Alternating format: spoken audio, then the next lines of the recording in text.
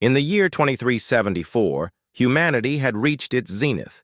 The Earth Federation stretched across hundreds of star systems, a sprawling empire built on ingenuity and ambition. But greatness often breeds hubris, and complacency became the silent killer of progress. For decades, Earth's leaders turned their gaze inward, focusing on maintaining control over known territories rather than exploring new ones. The outer colonies, once vibrant outposts of human endeavor, were abandoned as resources dwindled and political priorities shifted. These distant worlds fell into obscurity, their names erased from history books, their populations left to fend for themselves in the cold void of space. The galaxy was no longer a place of unity, but one of fractured alliances and looming threats. Among these was the Vorath Dominion, an ancient alien empire that had long regarded humanity with disdain. To them, humans were little more than pests, a species too young and reckless to warrant respect. For centuries, they had watched Earth's rise and fall with detached curiosity, seeing it as proof that humanity was unworthy of survival. Now, emboldened by Earth's stagnation, the Vorath prepared for conquest, confident that humanity would crumble under their superior technology and overwhelming numbers. Unbeknownst to both Earth and the Vorath, the forgotten colonies still existed. Scattered across uncharted regions of the galaxy, they had evolved in isolation, adapting to harsh environments and developing technologies far beyond anything seen within the Federation.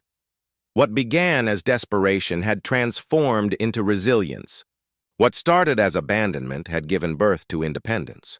These lost colonies harbored no love for Earth. They saw it as the negligent parent who had cast them aside. But when the Vorath invasion loomed, even old wounds could not outweigh the shared bond of species. As the first reports of Vorath warships approaching Earth reached the edges of human space, whispers began to spread among the forgotten frontier. Humanity might be defenseless. But not all of humanity was accounted for. Shadows of war. The Vorath invasion began without warning, a calculated strike designed to cripple humanity before it could mount any semblance of resistance. Their colossal dreadnoughts emerged from hyperspace, like vengeful wraiths, unleashing devastating barrages of plasma fire upon Earth's orbital defenses. Cities burned as kinetic bombardments shattered the fragile peace humanity had clung to for generations. Panic swept across the planet as governments scrambled to mobilize fleets that were outdated and woefully outnumbered. The Federation's once proud military forces found themselves outmaneuvered at every turn, their ships reduced to drifting hulks in the vacuum of space. As the days turned into weeks, the situation grew increasingly dire. Refugees poured into underground bunkers while desperate broadcasts pleaded for aid from neighboring star systems. Yet none came. Allies either cowered behind fortified borders or openly defected to the Vorath, eager to curry favor with the seemingly unstoppable invaders. Even Earth's most advanced weapons proved futile against the Vorath's energy shields, which absorbed attacks like ripples on water. Humanity's leaders convened emergency summits, but their debates only highlighted the depths of their despair. Military strategies dissolved into arguments over surrender terms, and morale plummeted among civilians and soldiers alike.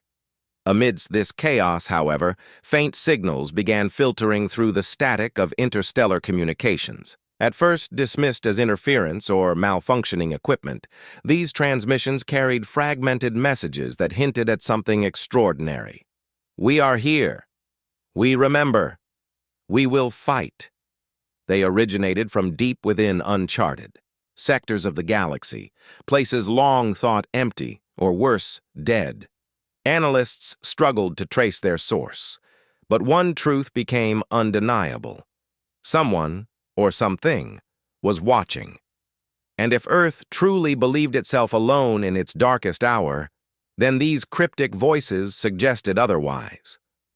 Hope stirred in the hearts of those who dared to listen, though few dared to believe. Could salvation come from the very colonies humanity had abandoned? Echoes of resilience, far beyond the reach of Earth's fading light? The lost colonies thrived in ways unimaginable to their former overlords. On Proxima Centauri III, engineers had mastered quantum entanglement communication, allowing instantaneous transmission of data across vast distances. Their cities floated atop oceans of liquid methane, powered by fusion reactors fueled by atmospheric gases. Meanwhile, on Kepler-62f, biotechnologists had merged organic life forms with synthetic constructs, creating hybrid beings capable of surviving extreme climates. Entire ecosystems flourished under artificial suns, sustained by terraforming techniques so advanced they seemed almost magical.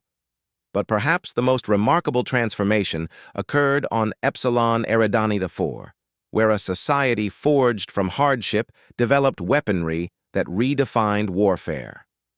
Plasma cannons powered by zero-point energy tore through conventional defenses, while cloaking devices rendered entire fleets invisible to enemy sensors. These innovations arose not from luxury but necessity, isolated from Earth's support. The colonists learned to adapt or perish. Over generations, their struggles bred genius, turning what was once seen as abandonment into liberation. When news of the Vorath invasion reached them, outrage rippled through these communities. Memories of being forsaken by Earth still lingered, but pride in their achievements tempered resentment. They were no longer helpless dependents. They were survivors, pioneers, warriors. United by a shared identity yet distinct in their ingenuity, the lost colonies prepared to answer Earth's silent cry for help.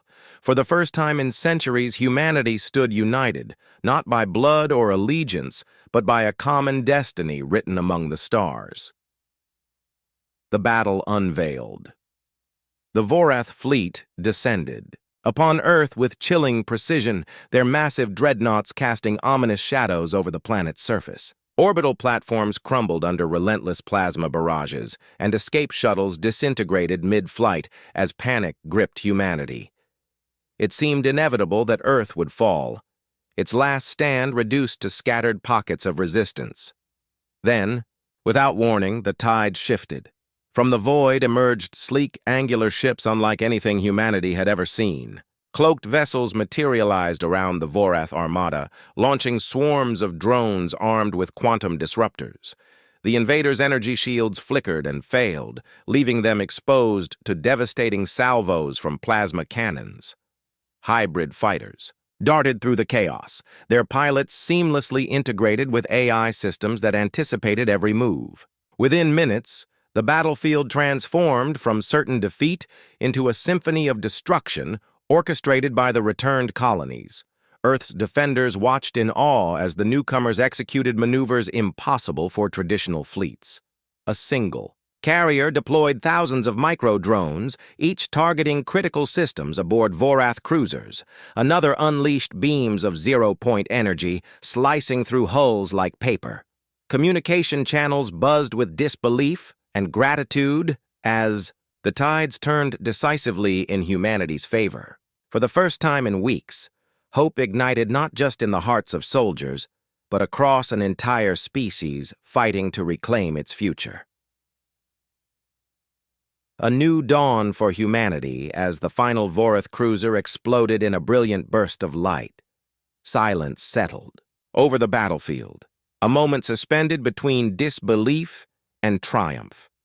The returned colonies had not only saved Earth, but also redefined what it meant to be human. Their arrival marked the end of division and the beginning of unity, born not from shared ancestry but shared adversity. Delegations from Proxima Centauri III, Kepler-62f, and Epsilon Eridani IV landed on Earth's scarred surface, greeted not as outsiders, but as saviors. Negotiations quickly gave way to collaboration, as Earth's leaders humbly acknowledged the debt owed to those they had once abandoned. Resources flowed freely between worlds, fostering innovation and healing old wounds. The colonies brought with them not just advanced technology, but lessons in resilience and adaptability, qualities essential for humanity's survival in an unpredictable galaxy. Together, They formed the Interstellar Accord, a coalition dedicated to protecting all human settlements and ensuring no colony would ever again be left behind. For the first time in centuries, humanity looked outward with confidence, ready to face whatever challenges lay ahead. The Vorath invasion had been a test, one that nearly ended in catastrophe, but it had also proven that humanity's greatest strength lay not in individual brilliance, but in collective determination. The lost colonies were no longer forgotten. They were the foundation of a brighter future, where the stars themselves seemed within reach.